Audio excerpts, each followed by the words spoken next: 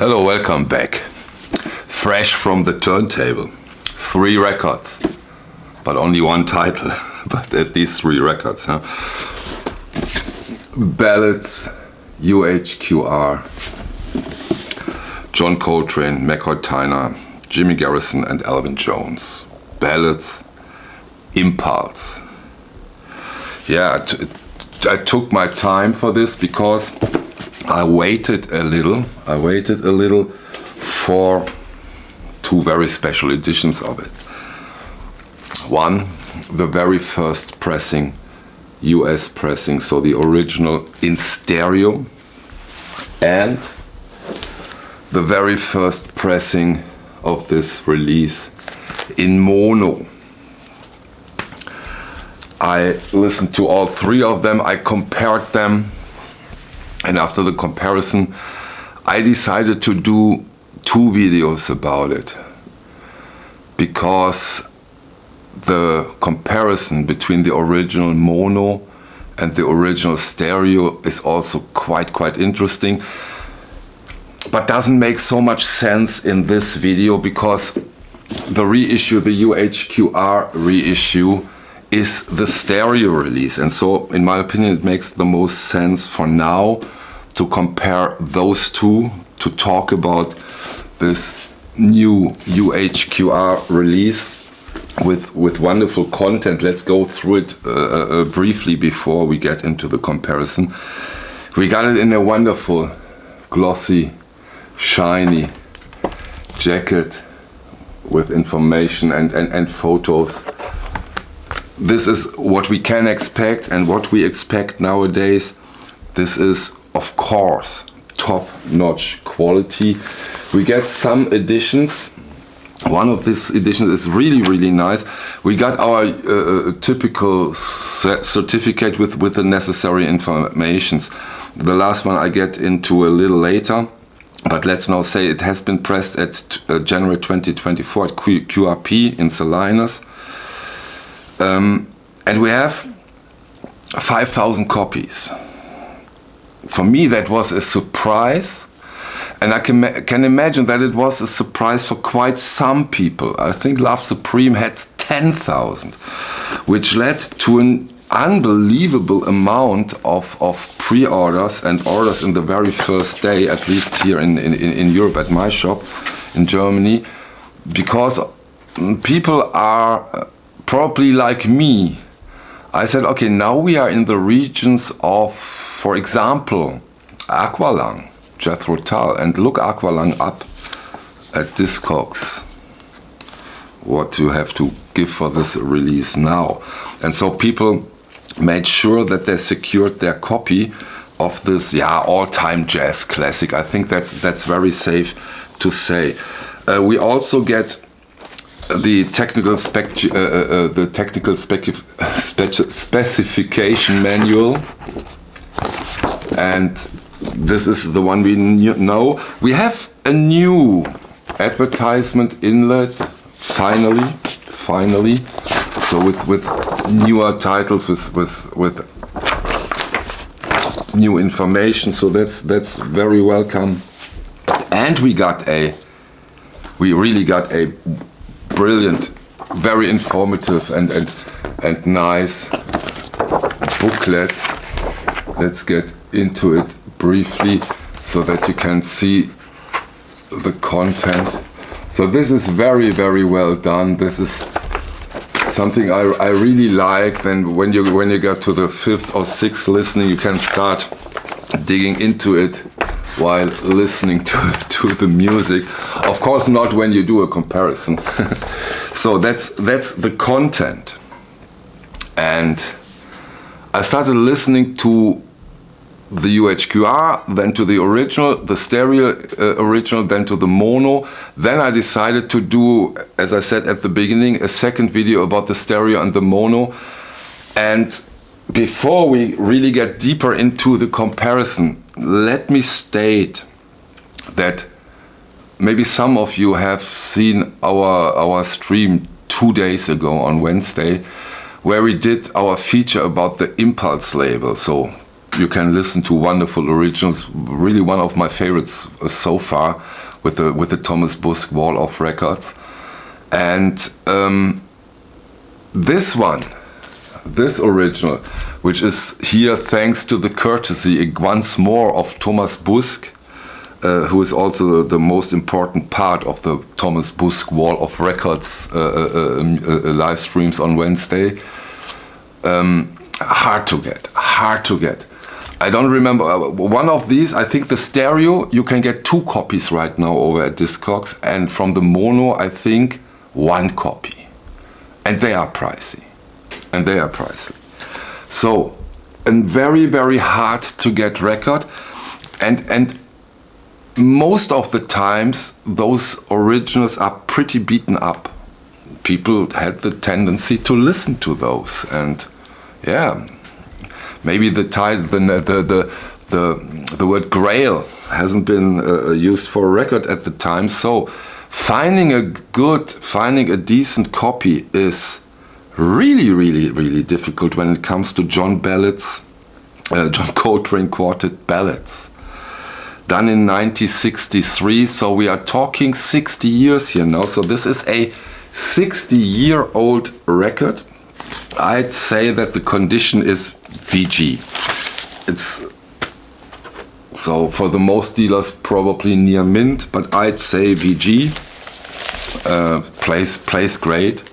No, not many problems, but not completely perfect. Yeah, I've listened to those, and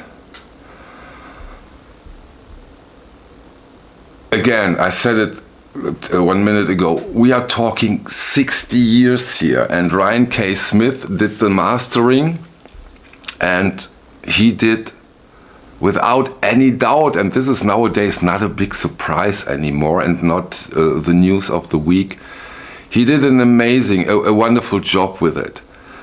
Those 2 releases, at least, again, on my equipment and in my opinion, are extremely close.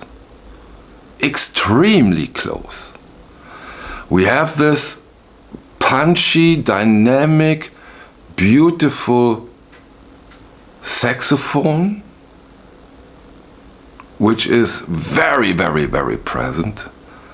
We have in the center, we have the drums and the piano, a little more on the back. And what is a big surprise to me, because that is sometimes, or quite often to be honest, something those reissues lacks, and that is the freshness. Of course, I mean 60 years. I don't know how he has done it, and I don't know how important the role of a 45 RPM next to a 33 1/3 is in this case. But I didn't miss details, dynamic, freshness, soundstage in the comparison, which is really, really worth mentioning. I wouldn't say that this UHQR kills the original. I wouldn't say that. But consider how I think it's almost impossible. It might happen, but almost impossible to find a mint ballads original. So, but sound-wise, now with this UHQR, we can enjoy a mint original sound of the record. Because those records, those 2 records are so close to each other, in my opinion, that the original probably has also played a big role in the mastering process. That's speculation on my part, but it would also be a huge coincidence if it hasn't. So what we get here is a big opportunity to listen to the original quality.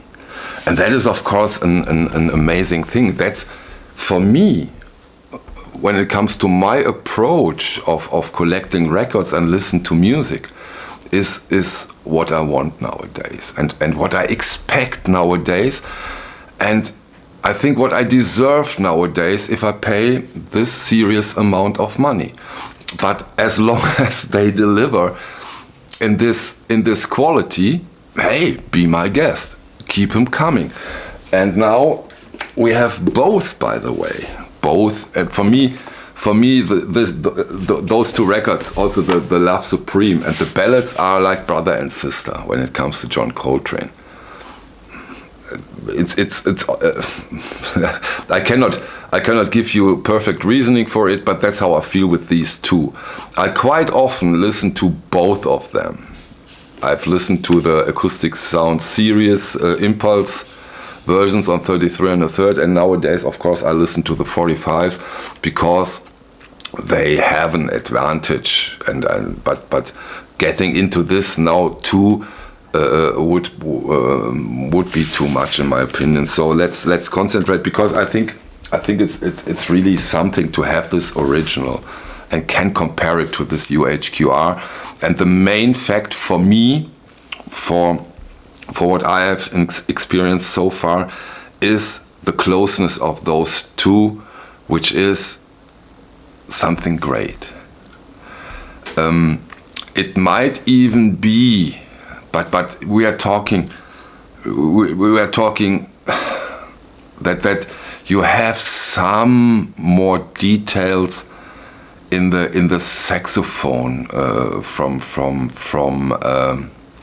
John Coltrane when it comes to the UHQR, but that may vary on different equipments. So I neglect that part because I don't know what you are listening on, and so I wanna give you an impression that has the broadest approach. I cannot imagine that if somebody listens to the original and listens to this reissue, that he says, oh no, I totally dislike, it's so different, oh my God, what have they done? This is, in my opinion, almost impossible. Of course, someone can do it, but I would argue and say, no, let's try it again. So that's my take on this really, really cool release. And maybe maybe since Bob Marley, Chet Kasem saying "Buy Now or Cry Later" makes the most sense since Bob Marley, because this is a killer, and people seems to really, really, really love it. So what you see next probably is the comparison between the stereo and the mono original, and maybe if I'm tomorrow in the mood, I will do a German version of this, and I can explain it a little bit better in my native language. Maybe if I have the time tomorrow, I will do that. On the other hand, of course, thank you so much for your time, and I hope to see you on the next video. Thank you. Bye.